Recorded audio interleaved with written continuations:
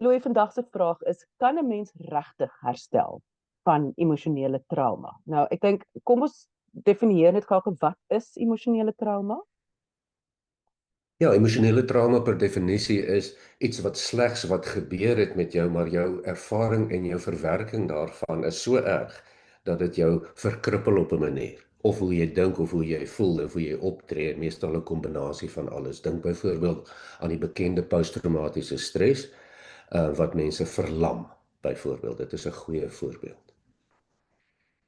Maar kry mens ook iets soos emosionele trauma wat nie so erg klink nie? Ek wil nou amper vra, kan dit wees soos 'n egskeiding of iets soos dit, kan dit ook daaronder val? Kyk, Lise, mense gooi die term trauma links en regs rond. Um Eintlik baie keer net om ongemak te weerspieël of iets wat vir jou sleg was of iets wat vir jou erg ontstel het. Dit is nie trauma nie. Vergelyk dit met die mediese term. Jy kan 'n stamp teen jou been kry. Jy kan 'n blou kol teen jou been kry. Jy kan selfs jou been kan so 'n bietjie lam wees of seer wees. Dis nie trauma nie. Trauma is as daardie been gekraak word of gebreek word en jy moet hospitaal toe gaan. Dan word die mediese term gebruik, daar is trauma aan die enkel of die fraktuur of wat dit ook al is. So in sielkundige terme, as mens praat van trauma, dan praat jy van iets wat regtig 'n harde impak oor 'n langerige tydperk het en jou verkrippel. Iets soos posttraumatiese stres. So natuurlik kan mens ligter vorms van emosionele ontsteltenis en ligter vorm van trauma hê natuurlik. Kan jy ons kyk maar altyd op 'n glyskaal daarna. Nou, ons as mense wil altyd weet oor genesing, kan al hierdie pyn wat ek ervaar, kan dit net weggaan? So die bewoning kan 'n mens regtig herstel. Dis vir my nog interessant dat iemand daai bewoning gebruik het. Hoe sou jy herstel beskryf? Ja, en die implikasie van die bewoording is, ja, baie mense sê hulle herstel, maar herstel hulle regtig? Dis die vraag. En die antwoord in kort is ja. En op jou vraag van hoe sal mens herstel beskryf, dit is eintlik waaroor dit gaan. Meeste mense kan herstel van emosionele trauma. Herstel beteken nie jy vergeet wat gebeur het nie. Dis nie wat dit beteken nie. Herstel beteken jy hanteer wat gebeur het en jy leef betekenisvol daarna. Dit is wat herstel beteken. Baie mense gebruik die bewoording, nou wil ek vir jou vra daaroor. Baie mense sal sê wanneer jy kan aanvaar wat gebeur het. Is dit dieselfde ding? Um daar is baie indikasies van as jy dan sodanig herstel het. Wat gebeur? Nou goed, as mens herstel van 'n emosionele trauma, dan gaan mens dit kan sien in hoe jy dink.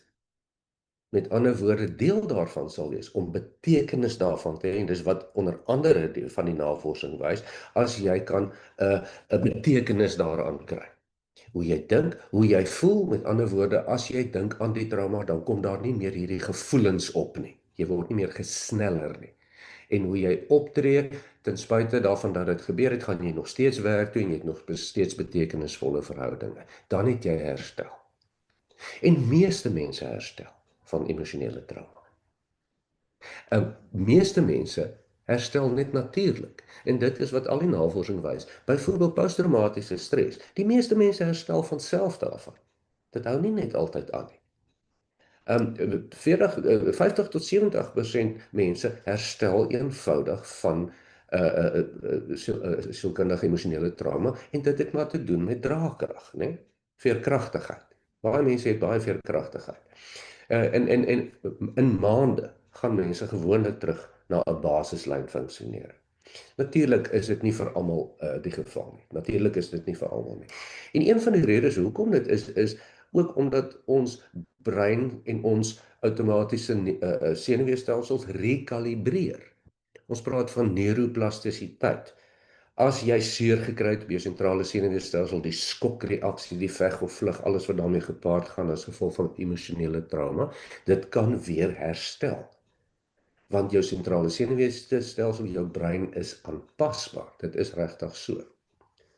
En baie keer, en wat jy nou gesê het, um, is dat is dat een van die hersteltekens is hoe jy dan daaroor dink. Want onthou wat gebeur, emosionele trauma verpletter jou wêreldbeskouing. Dit verpletter jou geloofstelsel. Byvoorbeeld dat daar daarom iets is soos regverdigheid of voorspelbaarheid of veiligheid. Jy moet nou weer na die tyd gaan betekenis daaruit kry en sê maar o, dit is dan nou hoe dit werk. Ek kan ook instinktief verstaan 'n mens hoe mens gaan lyk as mens herstel.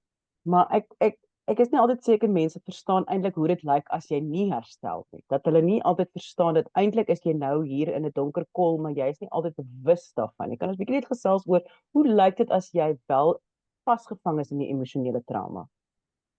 Hmm. Dit sal dan wees die teenoorgestelde van mense wat herstel het, nê. Met ander woorde, as jy nie herstel nie, dan word jou indringende geheue van die gebeurtenisse word nie minder en minder en minder nie. Jy kry steeds byvoorbeeld terugflitsse of jy dink herhaaldelik aanhoudend aan alles wat gebeur het. Jy kom nie weg daarvan af nie. Dan word dit nie meer 'n geheue nie. Dit word 'n huidige uh uitdaging vir jou. So jy kom nie weg daarvan dat die gebeurtenis in die geheue in die verlede is nie. Jy loop saam met dit elke dag of dit loop saam met jou daagliks, nê. Um as jy nie herstel nie, dan kom jou emosionele regulering nie terug nie. Jy bly huilerig, jy bly ontstel, jy bly gespanne, jy bly angstig. En natuurlik, die groot ding is as jy nie herstel nie, dan interakteer jy nie meer met die lewe soos jy in die verlede het nie. Jy gaan nie meer na die uitnodigings toe nie. Jy sien nie meer die mense nie. Jy staan nie meer eintlik daai tyd uit die bed uit op nie. Louis, as jy dan nou so vashak, en jy sê sekere mense kom self daardeur, dit is aanhouer wen of moet 'n mens maar kyk om maar iemand te gaan sien om miskien vir jou te help daardeur? Um Nou met ander woorde, wat vir die mense, die helfte van mense of so min of meer die helfte van mense wat nie self herstel na emosionele trauma nie.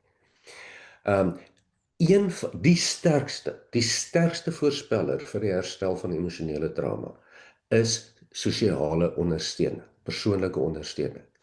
As jy familie, vriende, sosiale netwerk het wat jou ondersteun, is jou kanse baie beter om te herstel as andersom.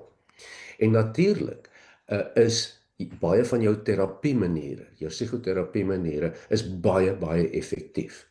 En daar is sekere forme van psigoterapie wat spesifiek vir trauma gebruik word, wat baie effektief is en wat vir meeste mense werk. En baie keer saam met miskien as daar fisiese simptome is wat saam met die trauma gaan en gewoonlik is daar, so as jy dan ook jou liggaam help aanval, of miskien saam met 'n psigiater, saam met 'n huisdokter, saam met psigoterapie, dan is jou kanse nogal goed om te herstel, hoor. Dan moet 'n mens 'n sekere tydperk wag voor jy hierdie keuse maak, net om seker te maak of as daar nou enige trauma gebeur het, moet jy hardloop en of moet jy net 'n weekie wag? Um, dit gebeur ook baie by my dat ek afsprake kry van mense wat in 'n traumatiese insident was. Hulle voel nie eintlik getraumatiseer nie, maar hulle dink hulle sal seker word of hulle dink hulle wil net seker maak dat wat baie sinvol is. En die punt is dat almal as daar 'n traumatiese gebeurtenis is, dit nie te sê dat jy gaan getraumatiseer word nie, nie noodwendig nie. Al word baie mense dalk getraumatiseer.